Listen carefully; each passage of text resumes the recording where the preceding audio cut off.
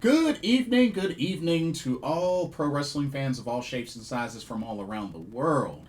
Welcome to another Pro Wrestling Talk video brought to you by Blitzball Champ Gaming here on the U to the Tube.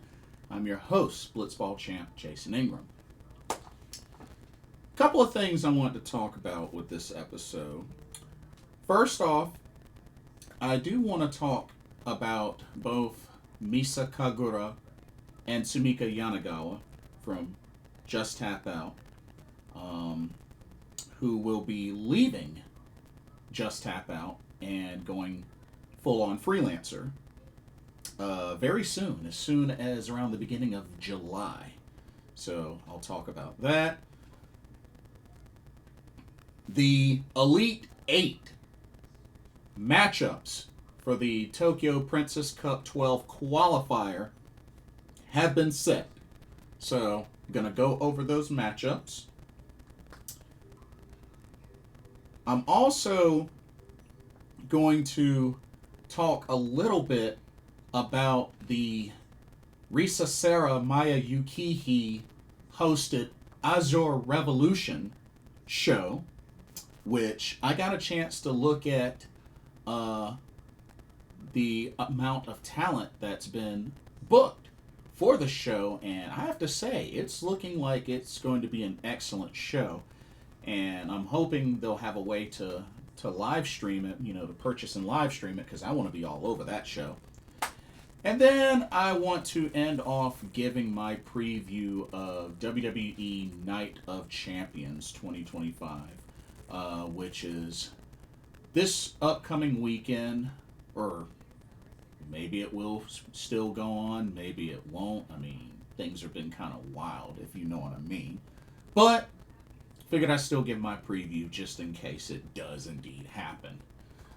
But anyway, so let's get started. So it's been confirmed that Misa Kagura and Sumika Yanagawa of Just Tap Out, who just recently won the JTO Girls Tag Team Championships. They dethroned Azusa Inaba and Aoi. So they have announced that they will be leaving Just Tap Out around the beginning of July and will become freelancers. Now, I don't know a lot of specific details with Misa Kagura, but Sumika Yanagawa has decided to pretty much start a YouTube, which I don't know if she had a YouTube before, but she started up a YouTube and pretty much, it was in Japanese, but pretty much went into the reasoning of her going the freelancer. And from what I've heard, and at least try to translate with Google Translator, so just know that there's a chance it might not be 100% accurate. But she had mentioned that she started pro wrestling. She debuted at the age of 29. She's now 34 years old. And it seems like she made it seem like she was limited, being signed to JTO, which I found kind of interesting because it seemed like she was, wrestling in other promotions here and there. So, it was kind of interesting to hear that, she felt that way. But the main thing is she doesn't want to have any regrets. She wants to do things, to the fullest and feel free and kind of do things her way, on her terms. And she understands, the difficulty of, transitioning to full-on freelancer and, getting booked or hoping to, get booked. But she's willing to take that chance because I guess she feels like this will be a way that she can be truly fulfilled and I guess spread her wings. And I find it interesting that this came about because, as I've mentioned before, when I went to Japan, I got to see Sumika Yanagawa compete She competed on the Ice Ribbon Mania show. I also got to meet her at the meet and greet, because at that Ice Ribbon show, pretty much everybody that competed on that show did a meet and greet. So, of course, I did, I met as many as I could, but met Sumika Yanagawa, and at the time she was Queen of JTO champion. I just found it funny when I met her and took a picture of her. She was still, you know what? I'll show this. She was still wearing the Queen of JTO championship, and it had the Owie nameplate on it. Like, I thought it was so funny, but just check this out, because I did get to meet her. So yeah, she got me an autograph. So purchased a 8x10 and she autographed it, which she wrote my name. And then got to take a one shot of her, and she was Queen of JTO champion. And as you can see, she still had on the Owie nameplate. But at the time, it wasn't that long ago that she had won the title off of her. So yeah, that's pretty much why that was the case. But yeah, she was really sweet. She was really sweet. She asked me where I was from, and I told her where I was from in the U.S., North Carolina. And she had mentioned that she was interested in someday wrestling in the U.S. And this, her being a freelancer coming up soon, would open that door. Because I take that as, with her being a freelancer, she could wrestle anywhere. As long as, they're willing to book her and, pay her and all that.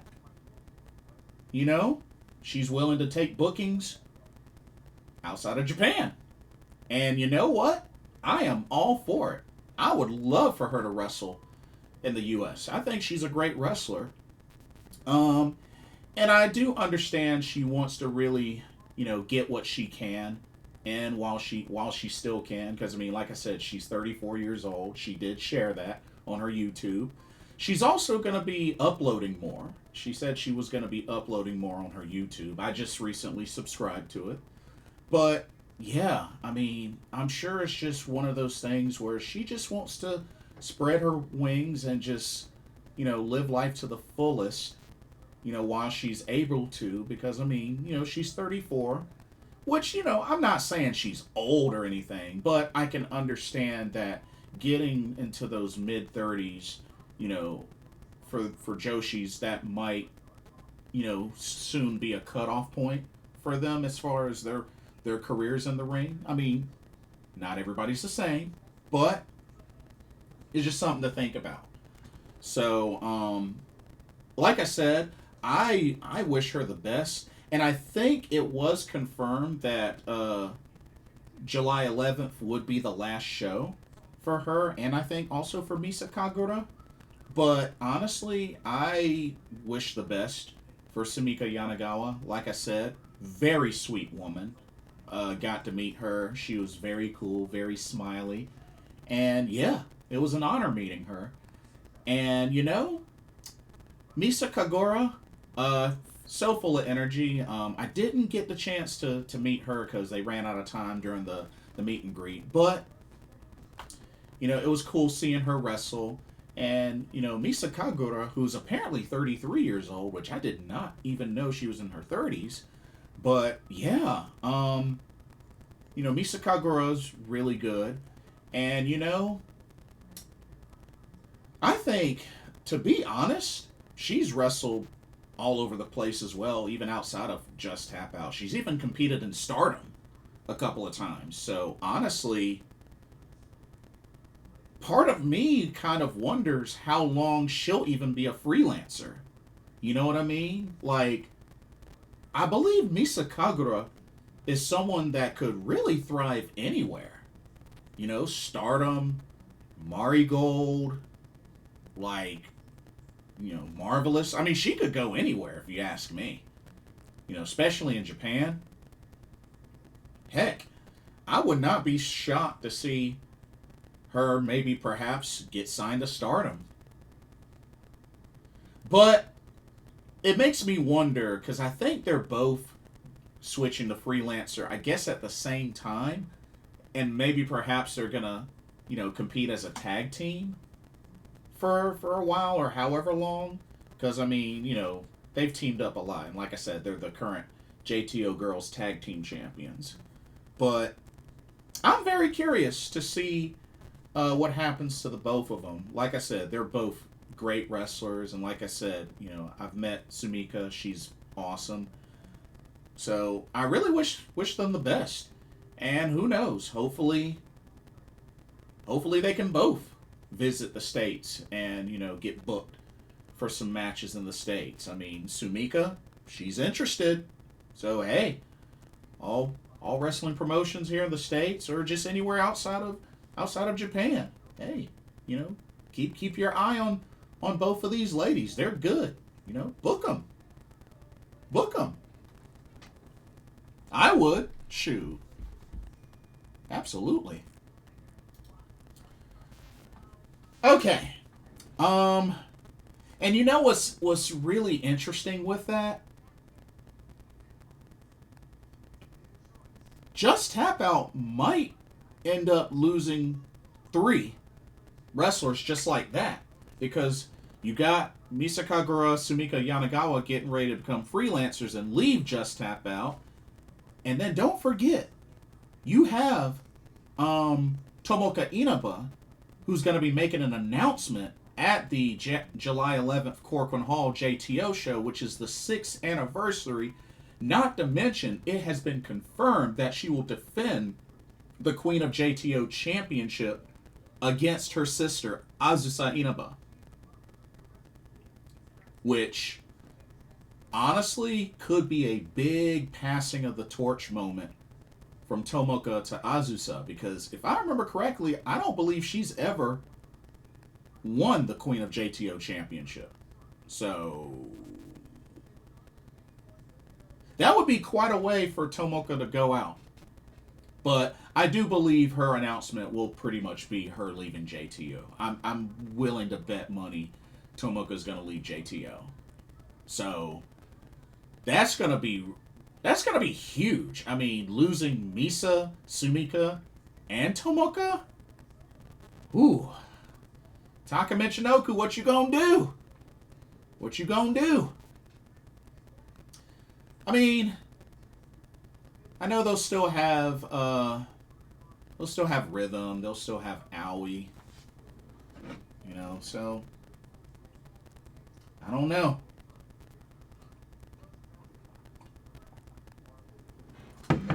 But we'll see what happens. We will see what happens. Okay. So, TJPW. Switching gears. So, we now know the matchups for the Elite 8. So, 4 matches.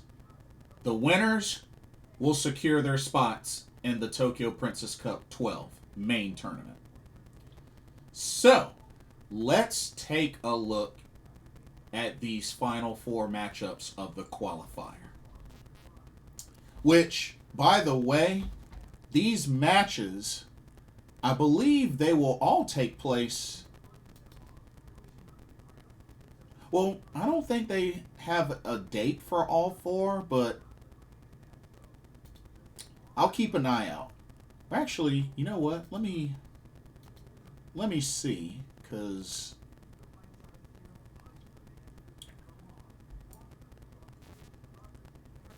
okay, so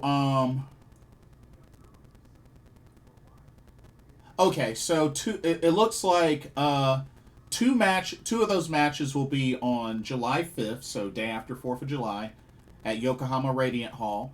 And then the last 2 will be at Shinjuku Face on July 8th.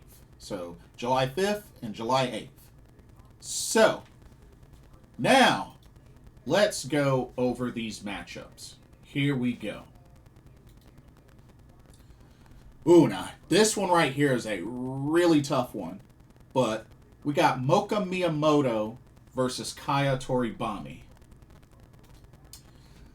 Now, while I like both ladies, I think this one is definitely gonna go to Mocha Miyamoto. I think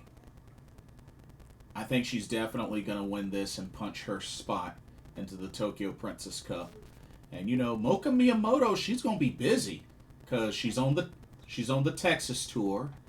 She's got a shot at the International Princess Championship at Summer Sun Princess against Suzume.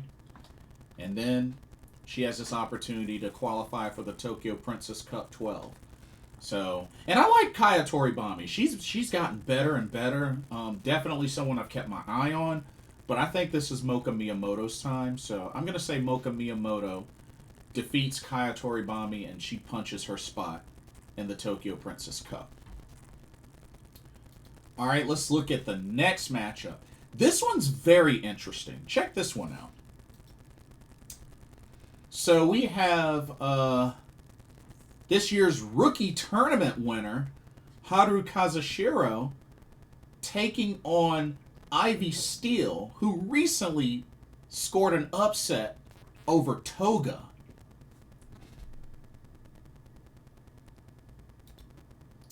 You know what's ironic about this is that Haru Kazushiro actually beat Toga to win the rookie tournament, and yet Ivy Steele just upset Toga, and now they're going to be facing each other.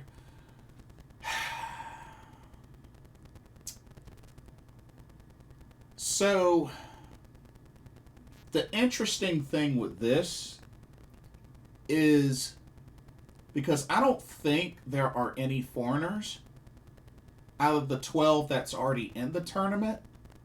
So, to be honest with you, I could actually see Ivy Steele pulling off the upset and beating Haru Kazushiro. I think just to have a foreigner in this tournament, this is their chance. Because, I mean, Kira Summer's already been eliminated. So, you know what? I'm going to say Ivy Steele gets 2 in a row and gets the upset over Haru Kazushiro. And she will debut in her first Tokyo Princess Cup.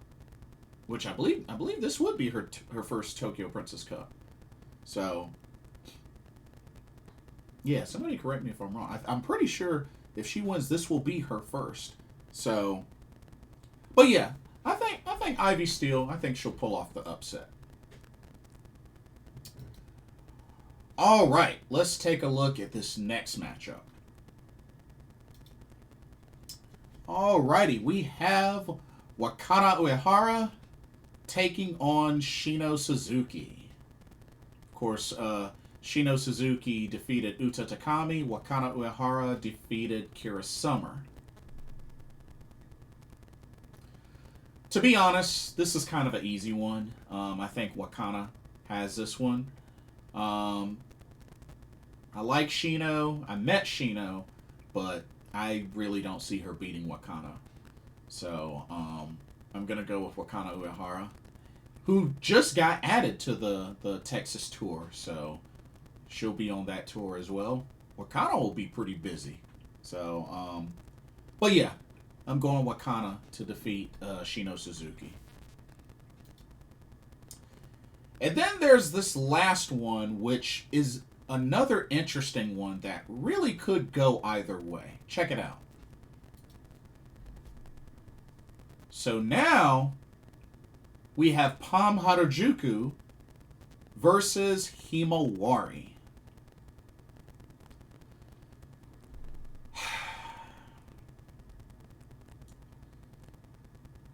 Oof.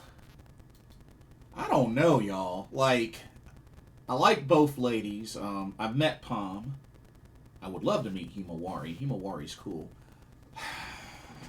I mean,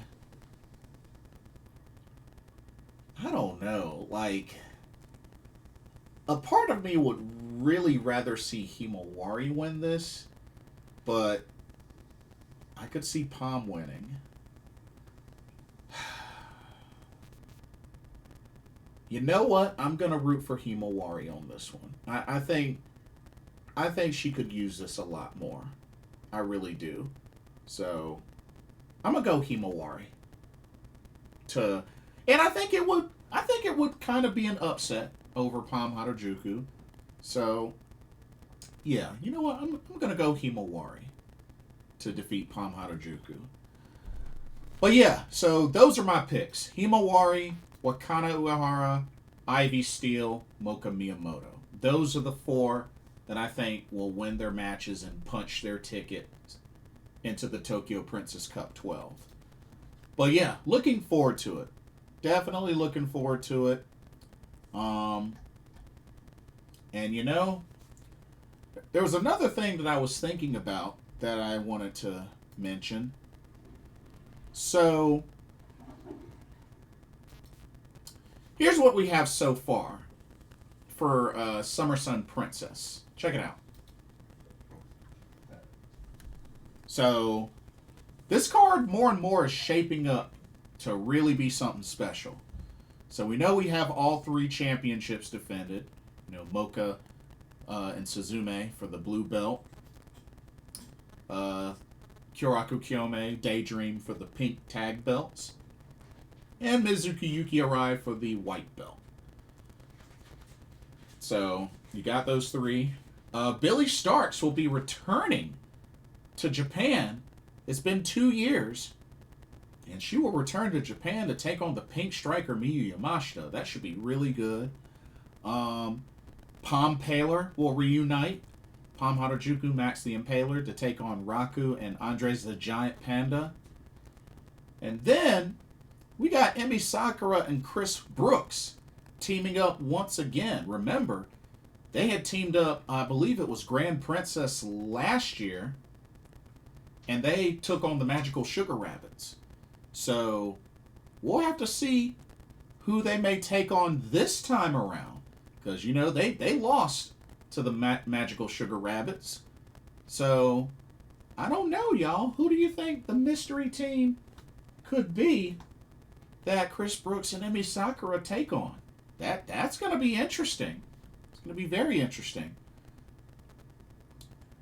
But yeah, that's 6 matches so far, but I'm sure there's going to be more. I mean, usually for TJPW, usually for their big shows, they usually do a good 7 to 9 matches, if not more. So, I definitely think there's going to be a couple of more matches added to this card. Should be good. Should be really good.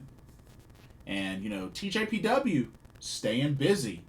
I mean, Tokyo Princess Cup, Summer Sun Princess, and then eventually you got Wrestle Princess 6. So, T just going to be busy. And, you know, they're going to be back in America and Texas. So, and not only that, don't be surprised if they do another tour in the US before the end of this year. You know? Don't be surprised. So, but yeah, shout out to TJPW. Very exciting. Very exciting. Let's see.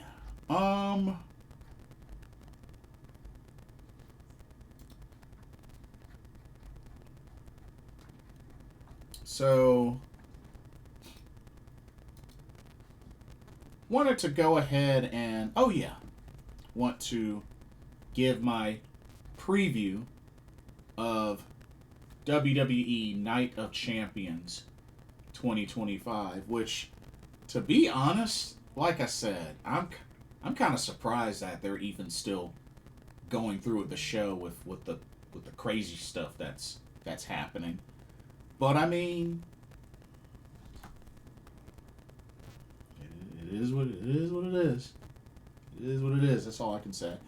Also, wanted to mention as well. I forgot to mention this, but word is we should be finding out on July 5th.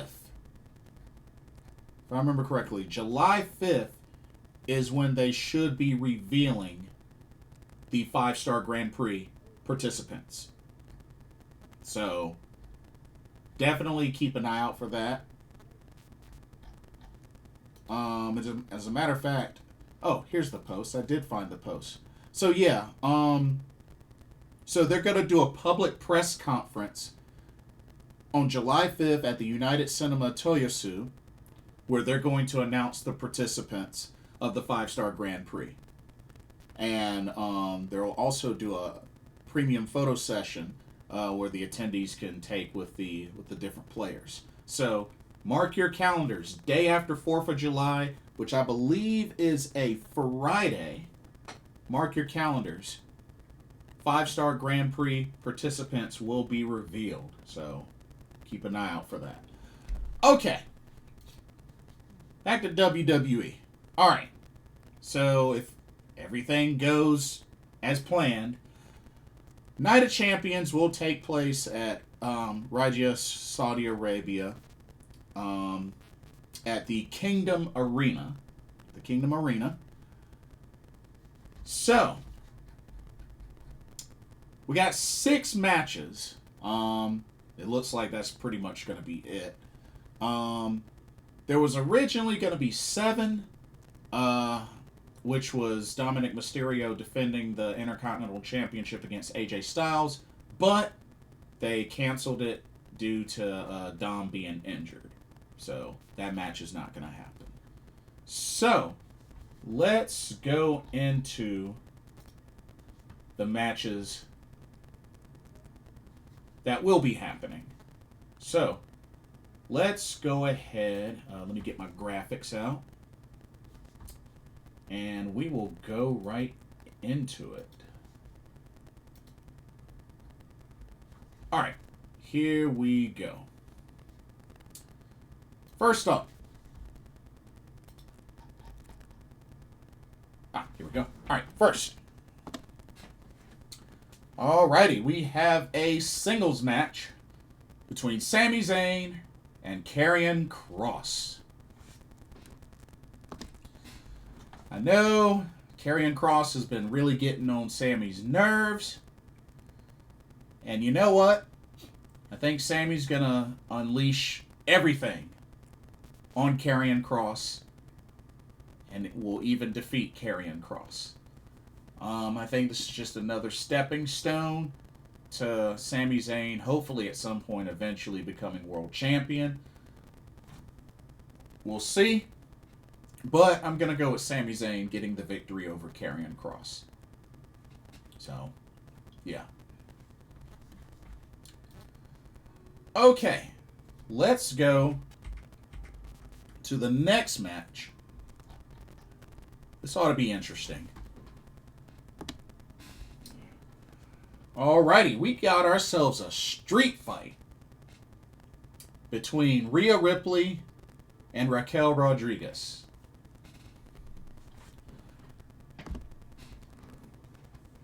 Interesting how these two used to be besties and used to be tag team partners long time ago. But here we go. They're gonna duke it out.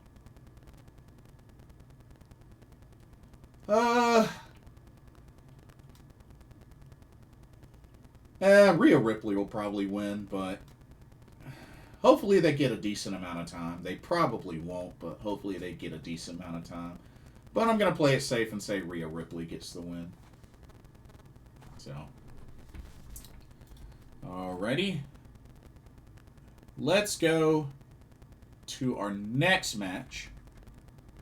So let's go to our first of 2 title matches. Check it out. Alrighty. We have the WWE United States Championship on the line as the champion, the Samoan Werewolf, Jacob Fatu, will defend against Solo Sikoa. I think this has potential to be a solid match and possibly match of the night. I think it has that potential, really, to see these two behemoths go at it. I expect it to be very physical, and who knows what surprises might happen. But I am going to say I think Jacob Fatu retains. Yeah, I don't see this title changing hands anytime soon. So, yeah, I'm gonna go Jacob Fatu to get the victory over Solo Sikoa. But it should be good. I'm looking forward to this match, actually. All right. Now we're going to get into our Queen and King of the Ring finals. So, starting with Queen of the Ring finals. Here we go. The Queen of the Ring finals comes down to Jade Cargill versus Asuka.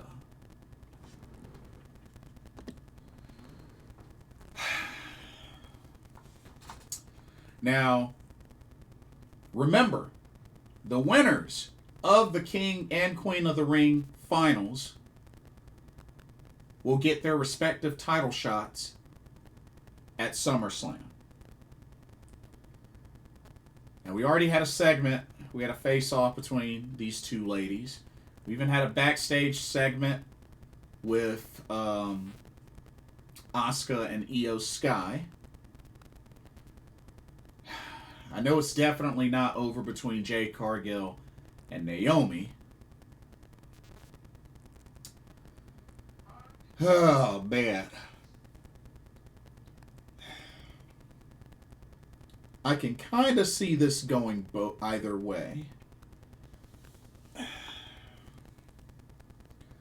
Because, I mean, we know the champions so far are Io Sky and Tiffany Stratton. I mean,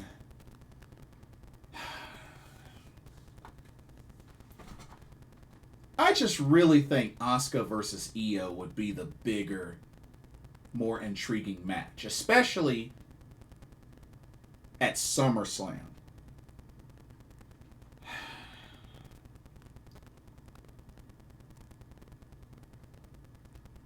I'll be rooting for Asuka, and I honestly think she should win for the sake of us getting Io versus Asuka at SummerSlam. But something tells me Jade Cargill is going to win. Something tells me Jade Cargill is going to win. So, we'll see what happens.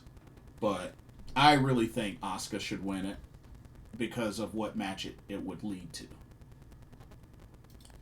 But we'll see how it goes. We'll see how that goes. Okay. And now for the King of the Ring finals. So,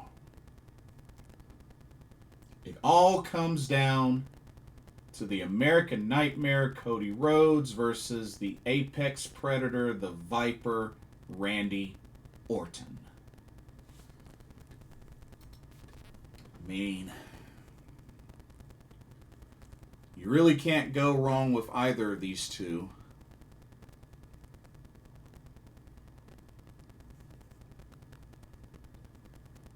Yeah.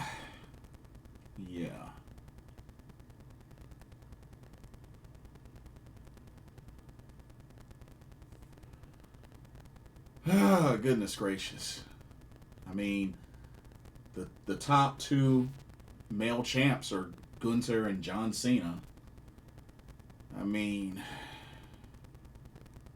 we've already gotten Cena versus Orton. We've already gotten Cena versus Cody. I mean,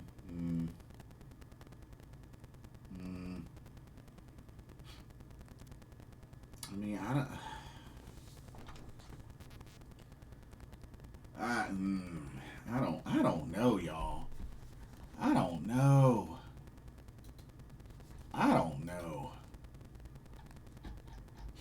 I mean,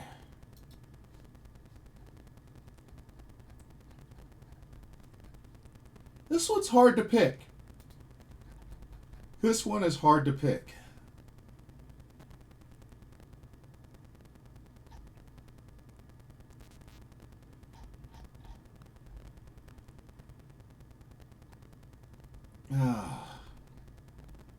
Dang, this one's so hard to pick.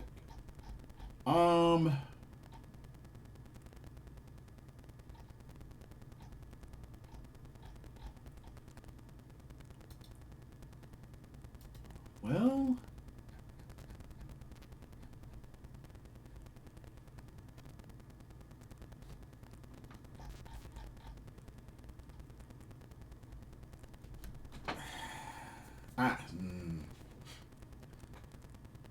I mean, I'm a root for Randy Orton, but honestly, this match could go either way.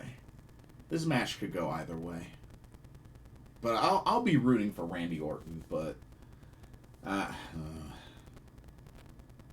I'll be rooting for Randy Orton. That's all I can really say. That's all I can really say. And then what I assume will be the main event.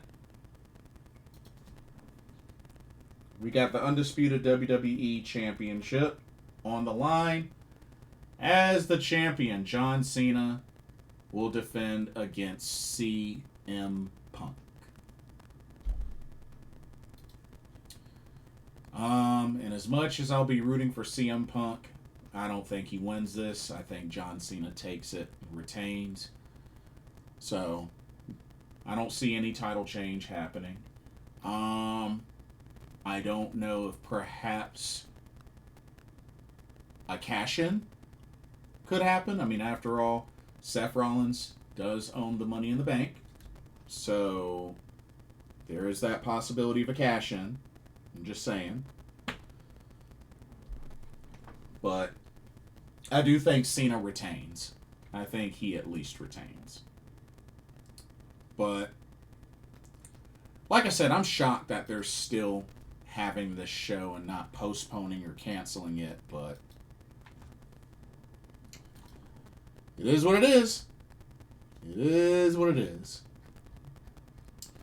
And we also got Jordynne Grace will be the one to challenge Jacy Jayne for the NXT Women's Championship at Evolution.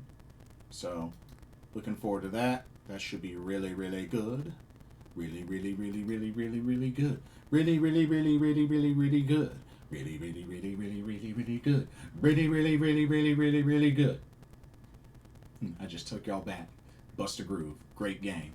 Anyway, that'll do it for this video. Let me know what y'all's thoughts are.